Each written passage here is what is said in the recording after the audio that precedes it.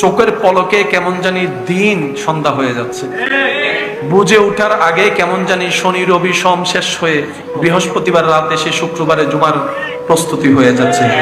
কেমন জানি কল্পনা করার আগেই সেই মাসগুলা বিদায় নিচ্ছে।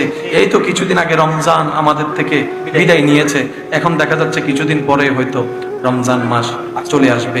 এক একটা সেকেন্ড আমাদেরকে কবরের দিকে নিয়ে যাচ্ছে। বেশি দিন বাঁচবো না। এই পৃথিবীতে কত চেহারা ছিল, এখন দেখা যাচ্ছে না, সবাই চলে গিয়েছে মাটির নিচে, কারো আর দেখা হওয়ার সুযোগ নাই।